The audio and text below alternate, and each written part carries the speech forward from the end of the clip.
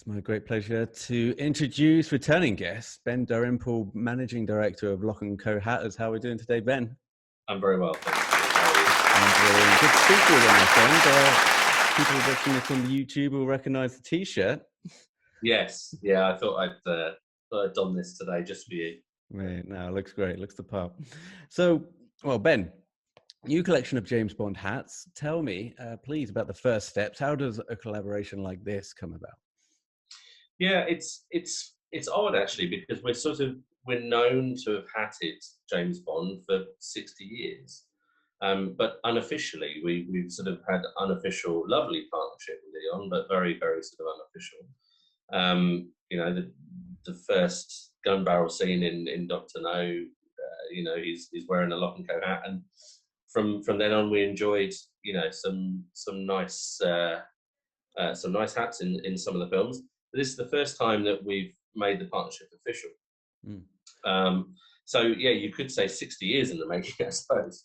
But in reality, yeah, it's a lot of work, because we want to make sure that we want to do right by Lock. We want to make sure it's a really unique product, and the quality is there. And we want to do right by Eon as well. It's got to be right. It's got to be right in tone. It's got to be right in quality. And I guess we didn't want to do a pastiche of what has existed in the past. We wanted to be sort of sympathetic to what we've done, but not try and create some sort of replica. So yeah, it took a good 18 months, I would say, to get the products and everything right. So these are, would you say, a homage and not a replica? Can you just drill down on that? What does that give you kind of a license to maybe modernize a couple of the hats? Or, what's the license to modernize? Yeah, I think it's, I think it does. Yeah, you're absolutely right. It does give you license to modernize. I think it allows you to bring the materials up to date. The different manufacturing, different availability of materials, new technology, focus on sustainability, all of those sort of things that you can do by not trying to do exactly what you did 60, 50, 40 years ago. But I think that's one thing. But I think also there's an element of wearability, durability that wouldn't necessarily be built into something for the film. So we want our products to last for 30 years. So the lining will be quite different. The fit will be, a little bit different.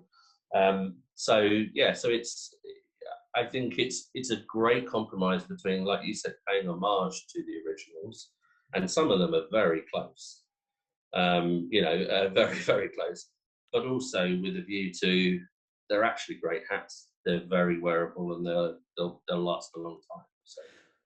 Ben, I think you probably get asked this every day. How far up the food chain does this go in terms of collaboration? So I know you'll probably deal with the archivists, Meg Simmons, and maybe we'll get onto that a little bit. Right, yeah. But does it kind of go any stage beyond that, where you're on the phone to Barbara or Mickey Wilson and having chats about those? That would have been lovely. Yeah, no, we work very closely together. They're quite a small team, as a we, so that's quite nice. We work with Meg, who's the archivist, and she's, there's nothing that Meg Simmons doesn't know, so that's extraordinarily useful from a guidance point of view. And then obviously mostly working with Sam and Jenny, but Sam Blanchard, who was at the event, guiding us on the sort of the do's and don'ts. And that's the thing, because we know how to look after our brand, and we're very, very conscious about content that we put out. And quite rightly, the James Bond franchise is a fantastic brand, and the last thing we want to do as another British brand is step on any toes or do something out of turn. So we work very, very closely with them as a partnership. But it really did, what surprised me, having worked with other partnerships before with other companies, is just how natural this felt. It felt very easy. It felt, we both knew what we were trying to achieve, which is lovely. So. Yeah, that's really cool. And I remember when I spoke to you at the event, I think you said the archives for Lock & Co are down, is it the Met Office, I want to say, or the Met Museum? Yeah, London Metropolitan Archive Right. And So but you couldn't get down there in the last year or so, is that right? Because of the pandemic. yeah, So how does it work? yeah. I mean, we've not been able to access the archives for a couple of years, and and we're talking, centuries of ledgers and of course, way before anything was sort of documented and catalogued. So it's a very to look through our archives and looking through like the 1700s, there will be no comparable record. So if you're looking for somebody or something, it would literally be entry by entry, page by page, through documents that are barely held together anymore. Wow. But even in recent history, it's funny, in modern history, if you like, history over the last 60 years, let's say, record keeping wasn't as smooth. When you're printing out a receipt, when you're even handwriting a receipt, you don't necessarily take copies of that for yourself. So it actually is quite difficult in many respects to try and find things. But we're determined, and I know that Meg particularly would like to see the archives and see what we can find. And she'll have a very good handle on when and where the artists were and when they would have likely come into the shop. So. But you, so you have the ledgers in the archives. You have hats as well. I'm trying to imagine the space. Some not as many as you might imagine. That's usually held on site here. But yeah, we've got racks upon racks. I mean, it's not quite like the Ark in the Indiana Jones film. That's exactly where my mind is teleporting to. Yeah. But if you imagine sort of like, I mean, it's sort of a great big room, air conditioned, very, very carefully temperature and moisture controlled. And then just racks and racks of shelving of our ledgers, plus newspaper clippings, magazine clippings, photographs, paintings, maps, lots and lots of things that come from the shop. So yeah, it's a real treasure trove, but not the easiest to not the easiest to access. So do you have to kind of? Are they open now? I mean, can you like phone ahead and say I'm coming down? Yeah. We're hoping to get there as soon as we can, because not just for Bond, but obviously with other significant people in our history. We quite often also get people who knew that their grandfather shot here, for example, and they've got the hat and they would have liked to have known when they came here, and provenance. Yeah, it's a very manual process, like everything at last. I bet. Well, so when we were talking, there wasn't anything of Fleming in like the accessible archives, like the stuff to hand, right? That's right. Yeah.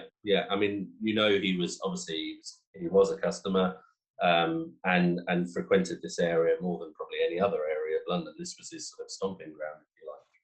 Yeah. But quite difficult to find a written record of it. Well, it's funny you say that, Ben.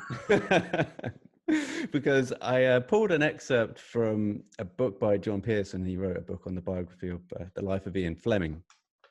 And it's just a couple of paragraphs. So if you'll indulge me, I thought I'd read this for you. But one of the slightly disconcerting things about Fleming in real life was that he liked to imagine that he had killed someone in the line of duty.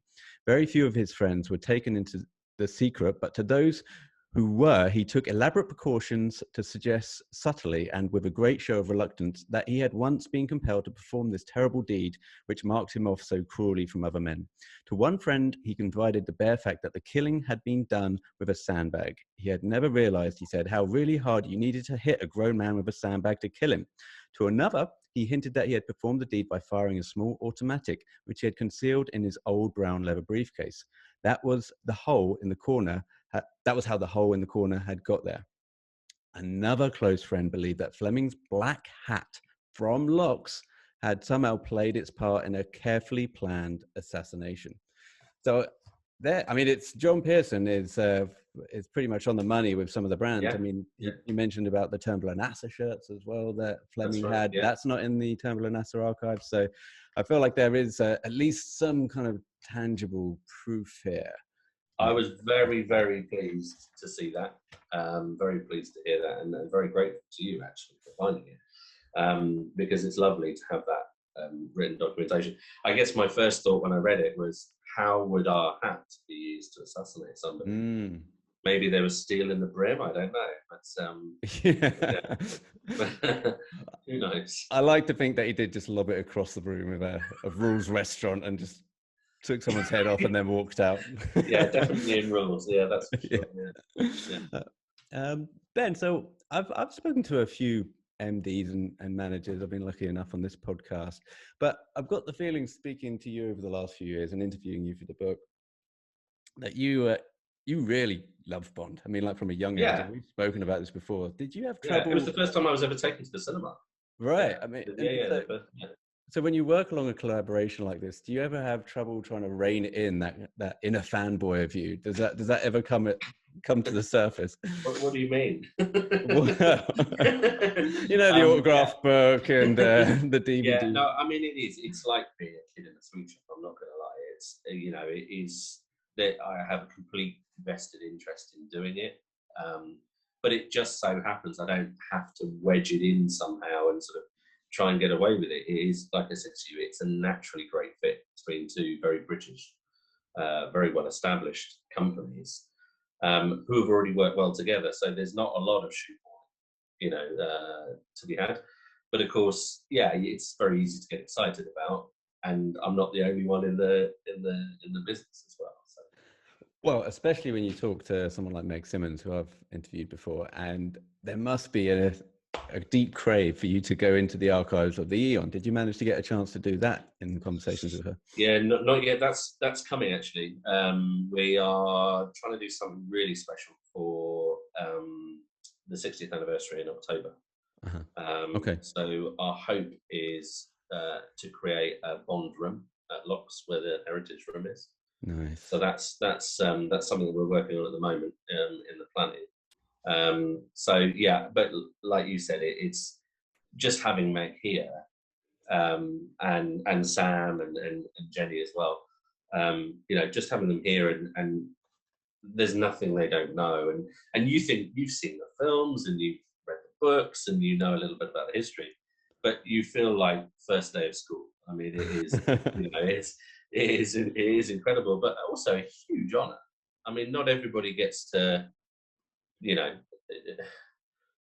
in their private life enjoy something, but also in their business life get to do the same thing. So that for me is magic, really. But also, and quoting yourself here, when we were speaking at the event, it's also an honor for Bond because Lock & Co don't go around and do collaborations with just anyone. I mean, you've got the history, No, and you don't just jump into bed with any other film franchise. So this is actually as big a scoop for Bond as it is for you. I hope so. I mean, yeah. I mean, we don't. This is the first sort of license partner that we've worked with officially. We like I said, we're very good at. We're very grateful and very honoured to work with some films and some film franchises, and we get on very well with costume directors and stylists and all of those things, and they're all fabulous, and it feels great when you see it on the screen. But like I said, this is the first sort of official license agreement. And it does feel very good for Locks, and I hope it's great for Eon as well. It just, I suppose, what's strange about it is that it took so long. Right. But, yeah. Wow. I mean, you mentioned the costume designers there. How does that work exactly? I mean, just putting Bond aside for a second, you've been in a number of films, even like The Kingsman. You even have Samuel L. Jackson right outside the shop. And Yeah. did the costume designers come to you and ask? Well, maybe you can tell me what's the process when they approach you to be in. It differs. I mean, we've had sometimes you'll get the costume designer who'll come in themselves and say we are working on this film.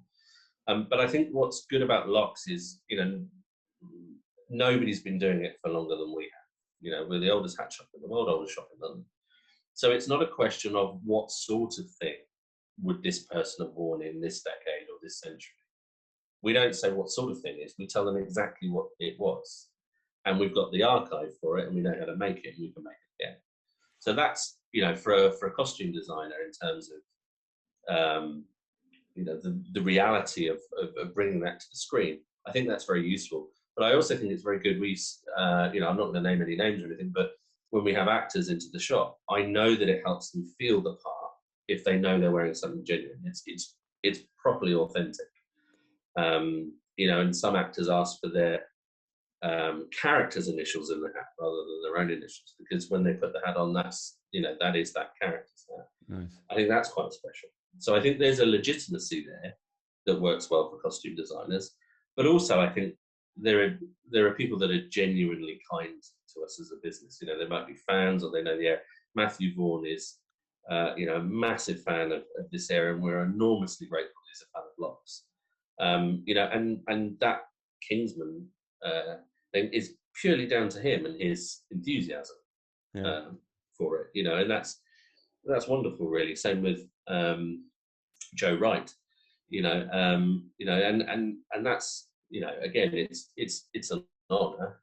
But I think predominantly, it's a long-winded answer, isn't it? Predominantly, it's the authenticity of it. It's not something like they would have worn. It is what Yeah, yeah, I love that. It's on the money. Is it? I don't want you to kind of show your hand here to other costume they. Sure. designers, but do they come in and ask for loans? Do they ask for kind of some price discrepancy and returns? It depends. So people like to do it differently. Some people just buy the product and that's fine. Some people want it as a loan. Quite often we'll do it for credit at the end of the movie. Mhm. I have to say we're quite flexible. Right. If it works for us, if we can see the merit in it, Yeah. then we're pretty flexible, because it will work for us one way or another, either as a simple cash purchase, or it's lovely when you see the company's name at the end of a film on a filter, because that lasts forever. Yeah. So there's many things, and I'm not being funny, but there are projects that we turn down too, Mhm. but we actually try and work with as many people as we can. Yeah. So yeah. Well, that's probably nice to know for like independent movies as well, and independent creators that want to have that established history and the Yeah. authenticity in their films, knowing that you have that kind of versatility with these guys. That's Yeah, pretty. yeah, and we can find a way to make it work. We usually can. So yeah. Yeah, nice. When I was in last for one of the brand tours with David Zaritsky and all the other Bond nuts, Michael Hagan was there, and he told us to Yes. keep it under our hat, but that they were going to be, or you guys were going to be in No Time to Die. Did anything come of that? That's not funny enough. That's it, This might be my disconnect to the shop floor now, because obviously I don't see every customer that comes in. So I think with, not specifically for No Time to Die, because I actually don't know the answer to that, but I think quite often we may have actors in for multiple days, multiple fittings, 12, 15 hats. And when it comes to the final edit, the hat doesn't make it. Right. And we've got to be realistic in the fact that Yeah. there'll be actors in that film that don't make the final cut. So the hat is Right. the least of the worries. So I think that happens as part of the kind of artistic and editorial process, of course. But it's not something I think we can lose sleep over, because it would be wrong of us on any level to try and influence that level of filmmaking and whatever else. I think at the time, I don't want to throw Michael under the bus there. It probably sounds like it did, but I think at the time he said that. Yeah, Michael. Michael, get in. Bring your pink slip with you. No, he was great. He was really accommodating. And I was interested to know also about the demographic. I mean, we're quite lucky that we got you guys here in London. I think we all take it for granted some of the times how many things we have Bondian wise, especially with the 60th. I mean, we've got the arcade, we have the locations, and we've got you guys also. But how does it work for your international demographic? Maybe you can talk about that. Where are you pitching this or campaigning this to? We obviously our main business is in London, very specifically in London. I know we're a British brand, but I would say we're very sort of London centric. If that's true, I think, because we've been in this location for over 300 years. So I think naturally we try and reflect the best of London. We try and be, a sort of a good citizen, a good neighbour, if you like, and reflect the community well. In terms of international outreach, I think you probably follow where hat wearing is most most notable. Very, very popular in the US. Big following in the US for Locke, and obviously for Bond as well. And in Europe, and hugely desirable in Japan, and now into China as well. Okay. So it's the wearing of hats is definitely coming back into fashion. I don't think it will ever be where it was in, say, the 1930s, 1920s, where you wore a hat as much as you would wear a pair of socks. Sadly, that would be Yes, lovely for indeed. business. But certainly in terms of people now moving away from fast fashion, understanding quality, that's something you buy once that maybe costs more, um, but you buy it once and it lasts 20, 30 years, is a much better investment than, I think they say now, the average item of clothing is washed 10 times and then thrown away. Yeah. You know, that's not sustainable. But it's also, it's not cost effective. Mm. So I think people are waking up to that now. It's nice to see great tailoring in popular culture. It's, you know, Bond, Kingsman, recently the outfit, you know, it's becoming really synonymous with style again, which is lovely. It's lovely to see younger people of an international demographic in Jermyn Street, Savile Row, you know, and at Locks, of course. So, and the website, social media, of course, is non-geographic. I mean, Yeah. you know, you can, who knows who's going to read it and at what time of night. So, so yeah, but certainly we've got. I'd love to do more in the US. You know, it's just from little old Locks. We're still a family company.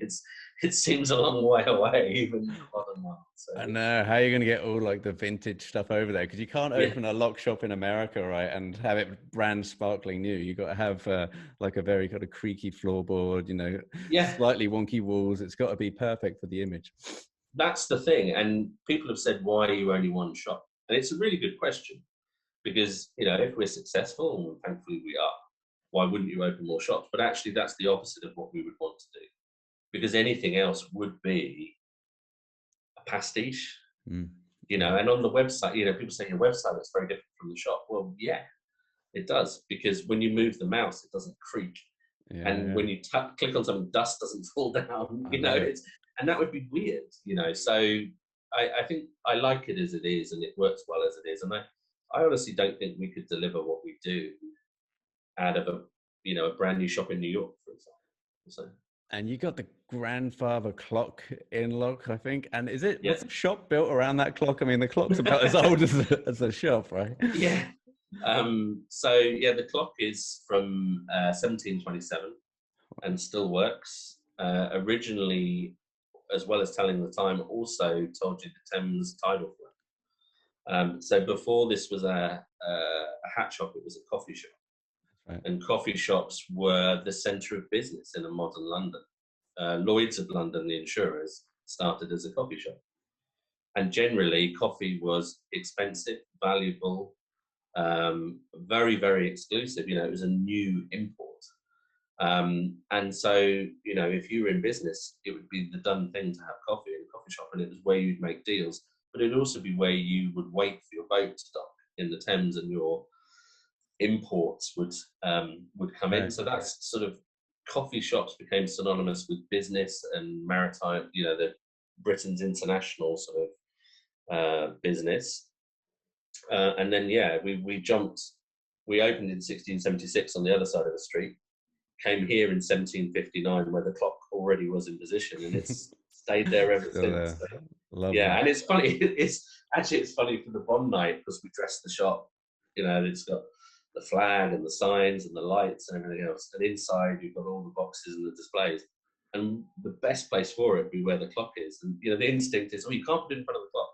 You know, Yeah. it's quite precious about Yeah, it. yeah. Remember who's who in this Yeah, place, right? I yeah, mean, exactly. the clock's just as important. Yeah, Um, Ben, I really appreciate you taking time out. Always great to catch up with you. And I know, thank so you. we have 3 hats out at the moment. Is it the Vincenza and the Auric and the Bowler? Is that right? That's right. Yeah. So we've got the, like, here's one I made earlier. Love So we it. have, that's the odd job bowler, only 60 pieces. So we have very limited stock of that left. Mm. Nicely finished with the swing tag and the gold. And it can also be personalized inside. So you can have your initials put in gold leaf inside that to make it really, really special. Wow. That is And then the Auric cap, which is this one. beautiful. which is really lovely. Very, very soft, all using Escorial wool. And then the Vincenzo, this is my personal favourite, Yeah. which is just lovely. And actually, as much as it's a beautiful hat for women, there is absolutely no reason why a man shouldn't wear this hat. It is, a really great unisex product. So. And that's the one Tracy wore on the horse around Majesty's. Do you know what vibes I get? The Pale Rider vibes. I get Clint as well when I just look at it on Yeah, its own yeah, yeah, without, Diana Rigg under that hat. I think yeah. it's That's exactly it. I mean, it's the shape of it is a traditional Spanish riding hat. yeah. And yeah, so it actually would have been synonymous with the Western America. So yeah. Yeah, it's beautiful. How many pieces is the Vincenzo, out of interest? At the moment, I think we've got more than 60 and fewer than 100 at the moment, Okay. but we can make more of that. But the material that it's made from is Escorial wool, which was originally reserved for the Spanish royal family, hence the name Escorial, from a flock that was rescued to save it from being demolished by war. Was taken to New Zealand, and it's now the flock is grown in New Zealand. But they don't produce an awful lot of wool, and it's a very small flock, so it's actually limited by the material rather than us limiting it. Right, I see what you mean. Yeah. So we'll make as many as we can, but it's not infinite number. It's still going to be quite a small number. But yes, only 60 of the job. Yes, yeah, and people on the YouTube will be able to see that, but also over on the website. I want to say lockhatters.com. That's right. Place people can go to check it out. There's more releases to come. I know that we spoke about the Sandown Trilby. There's also the Newsboy hat that we've got there in the collection. Yeah. The more so we've Adams got two. One. Yeah, we've got two Panamas coming on July the 4th. Okay. So we have the Stoke Panama, which is which I think you've been waiting for quite a while. Right. Which is coming on July 4th, as I said. And then we have the Andrea Ladies Panama, which I don't have here at the minute. So they'll be released. And then we've got a very special, like you said, Baker Boy hat called the 60 on October the 5th. Right. With a special liner, which is, I think you can just see behind me here. Yeah, got it. Oh, there's the Andrea. You can see it in the. Yeah, I got it. So really, really beautiful hats to come. What's the connection with the Baker Boy? I had a couple of people ask me that after I took some videos at the launch. What's that correlation with Bond? Yeah, so we wanted to. It's our sort of. I sort of called it our love story to the Bond franchise. It's not based on something worn in the films. It's not based on one of the actors. It's something that we wanted to do that was very, very modern. It's a 2022 product, but with it's got the 60th anniversary logo and lining inside. But it was our creation, really, to like I said, say thank you to the Bond franchise, or as a sort of a modern take on the Bond franchise. More importantly, I think it was something that you didn't have to look backwards for. This is something that celebrates the 60th anniversary as one of our most cutting-edge modern products, using our very, very best fabrics. That I guess you could say would be good enough for James Bond himself. That's really where we were coming from. Nice. Yeah, I like that. Ben, always great catching up with you. Thanks for taking time out, like I said. And yeah, I can't wait to see the new additions, and hopefully we'll get that room up and running in October. I know that people will be flocking down to see that on St. James Street. Closest tube, I'd say, is Green Park. Green Park, yeah. Or St. James Park, yeah, pretty equidistant. For people coming to London, the shop is something to be seen and believed as well. And next time you're in Chiswick or West London, mate, give me a shout. We'll go down the Pack Horse and have a pint. Lovely. Brilliant.